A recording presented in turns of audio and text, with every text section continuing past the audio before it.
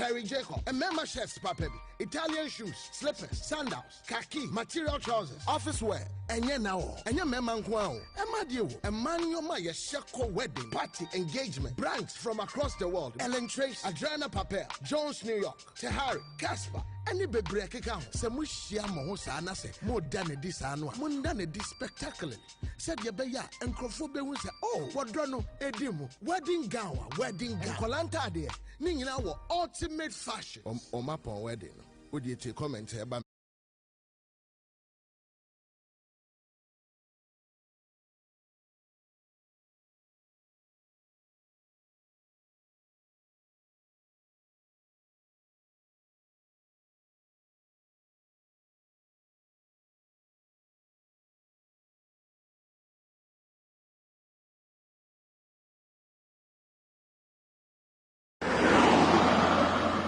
It's a sad day today here at Akuetteh, and just before you reach the main town, this is by the roadside. It's the Offenso Techima Kintampo Highway, and this is where this accident occurred.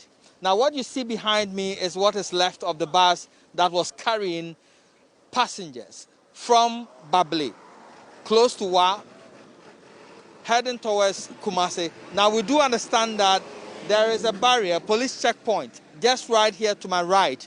And the police had stopped the Kia towing vehicle, which is just sitting ahead of me right here.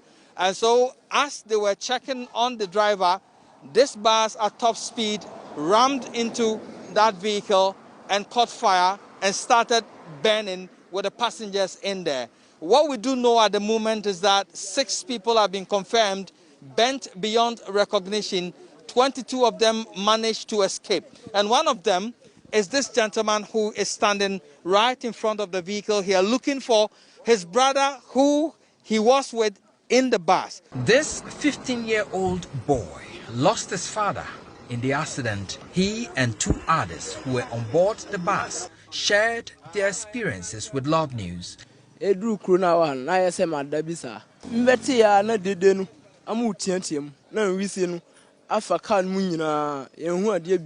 he's telling me that he was sleeping at a point in time, and so as to how the vehicle had this accident, he doesn't know. But then there was so much noise within the vehicle, and the vehicle was full of smoke. They couldn't see anywhere.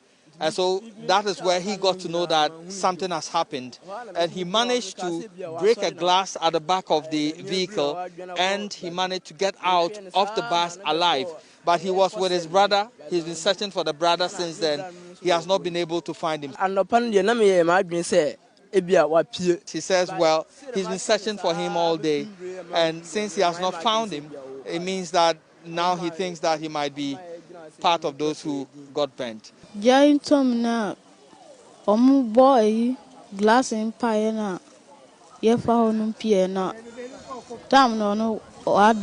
tells me that he was in the vehicle with his father, and he blames the driver of the bus for the accident which occurred. And I asked him why. He says he was speeding, and when the police stopped him, he wouldn't stop, and he crashed into the Kia towing vehicle. At that point, he says the people were in the vehicle when it crashed. He was trying to find a way to get out. At the point, he saw that they cracked the window open, and then he also came out. But that was the point where he realized the father was not with him and that he has been burnt in the vehicle. In all, 17 persons were rushed to the Janice Peaks AME Zion Hospital here at Akuetteh, Afrancho. Ernest Ousuansa is in charge of the emergency ward of the hospital. We had 1 child and we had a total of 11 males and 6 females. Some sustained minor bruises, no obvious fracture, no catastrophic bleeding, so everyone is virtually stable. Some of them say they expected the police to do more at the scene to aid passengers out of the burning vehicle. So what Michael, he's a survivor from the vehicle, has been telling me me is that if the police who were standing around at that particular point had made an effort to come to the vehicle, break the windows to try to rescue some people, more people could have been rescued. But Akumadan District Police Commander DSP Jesse Ajiman says the police did their best under the circumstances. Personally, I wasn't on duty there, but what they told me is that the little that they could do at that time, they did it. They were able to rescue 22 out of the number that were on board, and the 6 got burned. It's unfortunate. They say it's not just only 6, but the best that they could do at that time, that is what they did. Reporting for Joy News, Erastus Asaredonko, Kumasi. Thank you so much for watching. Subscribe and click on that bell icon and get notified every time we share something new. This accident occurred. Now what you see behind me is what is left of the bus that was carrying passengers from Babli, close to Wa, heading towards Kumasi. Now we do understand that there is a barrier, police checkpoint, just right here to my right, and the police had stopped the Kia towing vehicle, which is just sitting ahead of me right here. And so as they were checking on the driver, this bus at top speed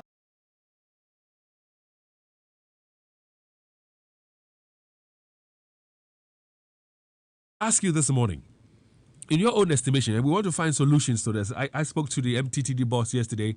He's doing a listening. I spoke to the regional boss for the Road Safety Authority, Simbiat. She's also listening. All the stakeholders involved are listening.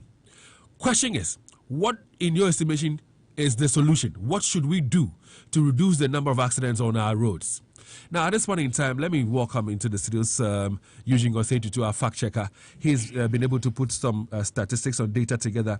He's here to share them with us as to crashes, road crashes in the Ashanti region. Eugene, good morning. David, good morning. And how are you doing? I'm good, but it's not an exciting morning, is it? Yes. Let me ask you this. You're on the same platform with me. I mean, we're on several platforms. When the first story broke about 70 people losing their lives came up, and then the second one followed yesterday, where we had, on that page, charred bodies of persons who unfortunately got burnt in that accident. How did you feel? What was going on in your mind? I think that yesterday I was eating, then you called. Yes, I did. Yeah, so when I was coming, then I saw my phone, a prompt on it, and the prompt was about the Akumadan incident. And David, when I saw the news and I saw the pictures trickling in, people who were bent beyond recognition, so I was just somewhere, and it's sad. And for me, I think that some of these numbers, you said Madam Sembiat is she's listening. Yes, Edubuahin is listening. Stakeholders are the listening. original boss, DVLA, Abaka is also listening, yes. I think that it's time they pay attention to some of these numbers. Let me quickly say this, and they have agreed that if we want to have a conversation with them tomorrow morning, they would avail themselves as well for this conversation. Because, we had planned to have conversation about the menace of Aboboya on our road and how they go about their things. So they are listening, and they want to take as much information from our listeners as to what the solution should be as well. So, yes, please go ahead. After the statistic, I'll give you my own solution, because I've been going to Domain Crew recently, and I've noticed a certain trend when it comes to the Ashanti region. If I can just chip in, the Ashanti region is like the fulcrum when you want to transit from Accra to most of these neighboring countries that are landlocked countries. What it means that countries like Mali and Co, they do not have a sea there. So what happens is that most of their products comes into the country, Tematakrade, and their heavy trucks are normally the one that ply our road. If you notice, the heavy trucks mostly on Thursdays and Fridays, they have the registration number of the Malian authorities. So you must know that the Ashanti region, the Ashanti region connects to a lot of countries, and we need to have a certain system where our roads will be favorable to some of these huge trucks that ply our roads, because it's not proper. And when you check these accidents, mostly when they are head-on collisions, they mostly all the time involve some of these, big trucks. So we need to look at some of these numbers. David, let me give you some numbers. They are just 7 pointers that I'm giving you. In the year 2020, about 12,484 crashes occurred in Ghana, resulting in 2,528 fatalities. It means that 2,528 people died. The number of crashes and fatalities registered in 2020 was the highest we've ever recorded in the last 20 years. Now, when you go to roads in the Ashanti region, it remains the deadliest. When you read the National Road Safety Annual Report of 2020, it remains the deadliest in the country. The region recorded 20.3% of crashes, but 22.0 percent of deaths, while the Greater Accra region recorded 38.4% of crashes and 18.8% of the deaths. What this simply means is that whilst the Ashanti region was recording less accidents in 2020, we're recording more deaths. The fatalities were more. As compared to that of Accra. Yes, Accra was recording more crashes, but the deaths were limited. Yeah. What is accounting for that? The road safety and their various agencies must be able to tell us why are we recording less crashes but more deaths. They need to find that missing link. When you go to the third point, a total of 357 people died in the Ashanti region through road crashes from January to July, which is the first half of the year 2021.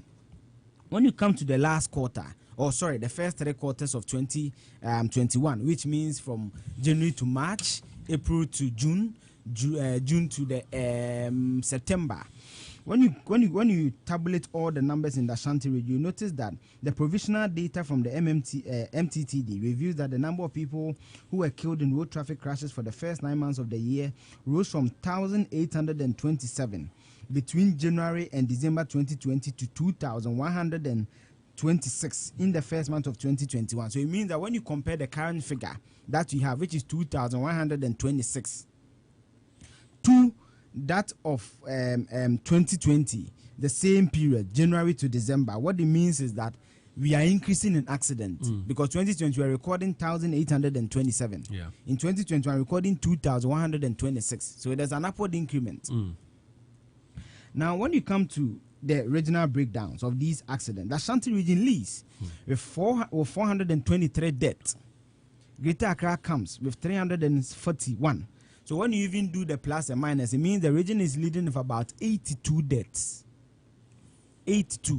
That is for the Ashanti region. Now, when you come to the Ashanti region again, in 2020, we were leading. In 2021, we are also leading. Now, this is the pointers. When you go to the track, and I already gave you about the heavy-duty track that applies to our road. But, David, there's also an interesting statistics. It seems to me that more men are dying compared to women. There's also another angle that the experts should be looking at. More men are dying as compared to ladies. For example, when you look at the current data, 1,751 people have died. When it comes to males, and they are below. And let me take this again. When it comes to the accident that you are recording thus far, 1,751 males have died, and 375 females have also died.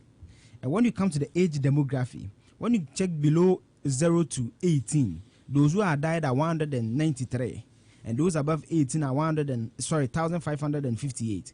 So again, we are losing a chunk of our human resource, the young people, to some of these road crashes. So David, I'll leave it here. There are many numbers, but I think the experts will be able to speak to some of these numbers. But let me just end with some causes of accidents that I picked up. 10 causes of accident. Let me just give you some. They said that the first cause of accidents in Ghana, actually 10% of the accidents in Ghana are caused by drink driving. 10%. They also say that overspeeding constitutes about 50% of road accidents in Ghana. This is just a WHO research I picked up. 10% caused by drink driving, 50% caused by road accident overspeeding.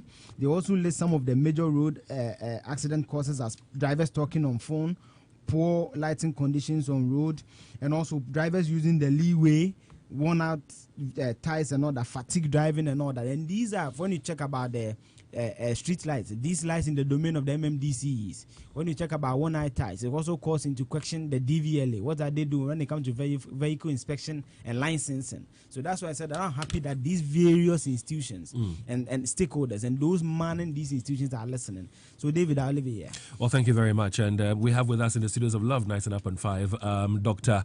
Engineer Aka. He is with the BRRI, that is a Building and Road Research Institute. He joins us in the studios as well. Doc, good morning to you. Good morning, David. And good morning to your listeners. How are you doing? I'm well. All right, so we're live on Facebook. You can find us on LUV 99.5 FM on Facebook. And on Facebook, we're showing you some of the videos now, from yesterday's unfortunate accident. And you can see the bus that has been bent totally. I mean, you can't even make out the color of the bus. I mean, it's bent. And we have, interviews where passengers who survived granted to some of our journalists, all that for you on Facebook. Again, along the line, you'll even be seeing videos of how the bus itself caught fire. I mean, when it was burning, when it was on fire, burning, and all that. Join us on Facebook. Well, listen, on Facebook when you're watching us, share the video, like the page, but most importantly, give us solutions. In your own estimation, what will it take for us to be able to reduce the accidents on our roads? It's becoming worrying. I'm so disturbed about the situation. And like I said, for now, we have in the studios of Love 99.5, Dr. Engineer Aka. So, Doc, 25 deaths as a result of road accidents, crashes on our roads within, let's say, roughly a day. How does that make you feel? That's sad. I first want to express my condolences to the bereaved families, and then also a speedy recovery to those who are injured. It's unfortunate if we continue as a nation to lose precious lives through road traffic crashes. It's costing the nation a lot of money, and we need to do something about that. So the impact is costing the nation a lot of money, plus other things. We'll be talking about the impact shortly as we move along. But what in your estimation are we getting wrong? Because there's been lots of stakeholder consultations. The Road Safety Authority, the DVLA, the MPTTD. There are lots of consultations and conversations and meetings that go on. Ideas are shared. Even you guys from the BRRI, you do a lot of research on the carnage on our roads and you present it to appropriate authorities. How come we're still where we are? How come the situation is getting worse? David, it's a difficult one. Let me start from the administration of road safety in this country. We know we have different stakeholders. Road safety is multi-sectorial, so we have different stakeholders involved. We have the road agencies, that is the Department of Urban Roads, the Department of Feeder Roads, and then the Ghana Highway Authority under the Ministry of Roads and Highways.